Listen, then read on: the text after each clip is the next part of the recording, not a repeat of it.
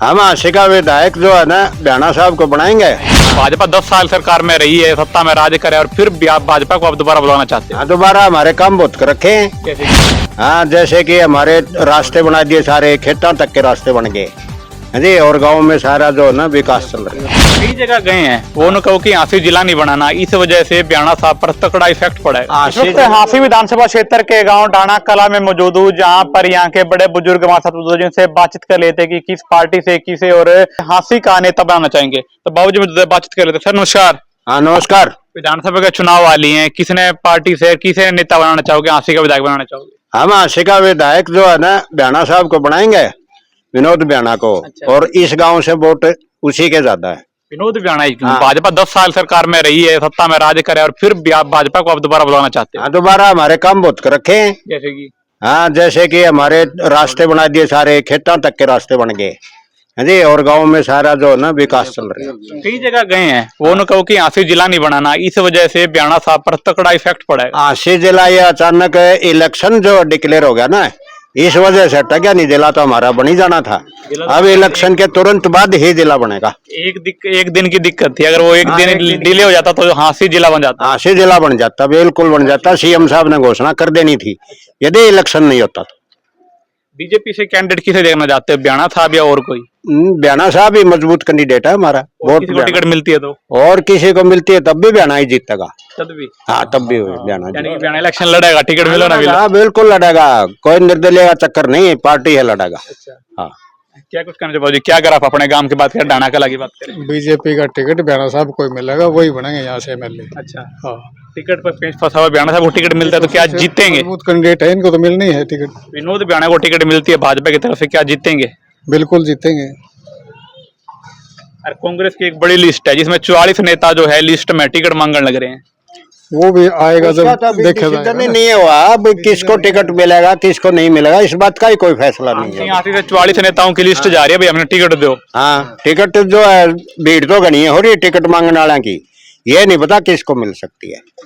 कांग्रेस की बात करें, नेता जो हैं गांव में जाने लग रहे हैं, प्रोग्राम करने लग रहे हैं, लेकिन भाजपा का कोई भी अब तक वोट मांगने नहीं गया, ना ही प्रोग्राम करने लग रहा है। भाजपा के मानते भाजपा का आज हमारे गांव में राजेंद्र जी राठौड़ राजस्थान के कैबिनेट मंत्री हैं, वो आ चुके हैं जी। और वहाँ प्रचार करके गए हैं, हमारे पास आए थे। अच्छा, यानी कहीं ना कहीं अंदर खाते बीजेपी का प्रोग्राम चल रहे हैं और प्रचार चल रहा है। प्रोग्राम बहुत बढ़िया चल रहा है, प्रचार भी चल रहा है, खूब अच्छा तरह चल रहा है।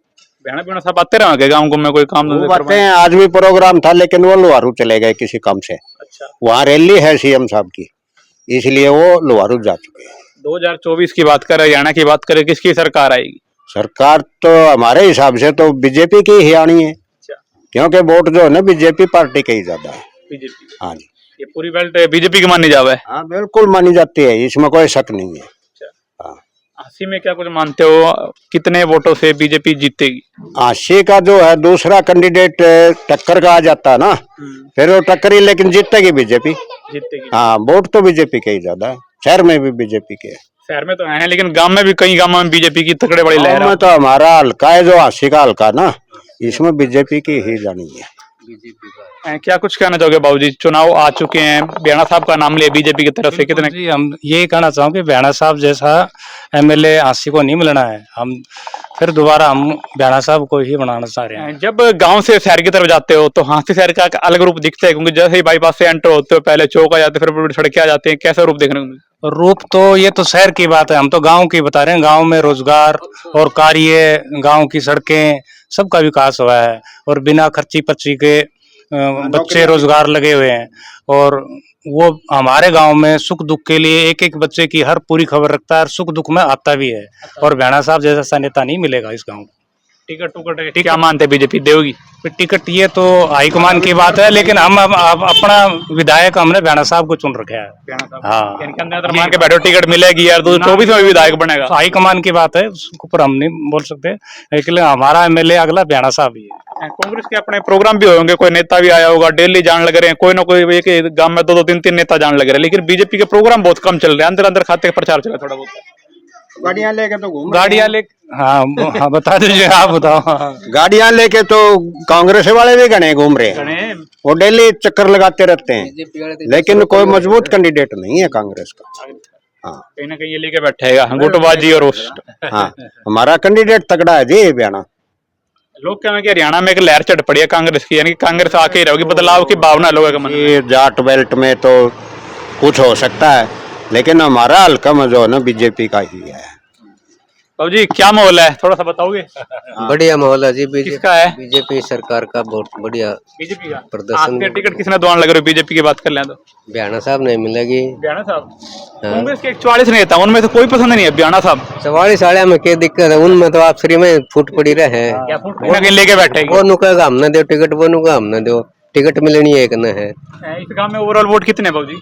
रोल टोटल वोट तो हमारे हैं जी 3000। लगभग 3000, तो उसमें से लगभग 2500 वोट के लगभग पोल होते हैं, और उसमें से मैक्सिमम 1500 के लगभग हमारे अब भी बयाना साहब को जाएंगे। बयाना साहब यानी कि 2024 में विधायक विनोद बयाना फिर से एमएलए कुर्सी पर बैठेंगे। हाँ बैठेंगे, बिल्कुल बैठेंगे, इसमें कोई शक नहीं है। सो जो भी दर्शक मेरे साथ लाइव जुड़े, मेरे सभी से अपील की जो बातचीत आपने सुनी है, कमेंट बॉक्स में अपनी राय जो है जरूर बताएं। ढाणा कला से आप ये लाइव तस्वीरें देख पा रहे, जहां पर बुजुर्ग मौजूद थे सभी गांव के, जिन्होंने कहा कि बीजेपी की टिकट जो है विनोद बयाना के खाते में 100% आएगी। हालांकि मान से भी देने की बातचीत की है। क्या कुछ मानना आपका कमेंट बॉक्स में जो बताएं। 2024 में विधायक एक बार फिर से विनोद बयाना को देखने की चाह भी रखते हैं। अपना सामान एमआरपी पर नहीं डिस्काउंट पर लो। और हिसार में डिस्काउंट कहां मिल रहा है ये जानो सेलट्रेंडिंग.com पर। विजिट सेलट्रेंडिंग.com, पहले कंपेयर करो फिर शॉप करो।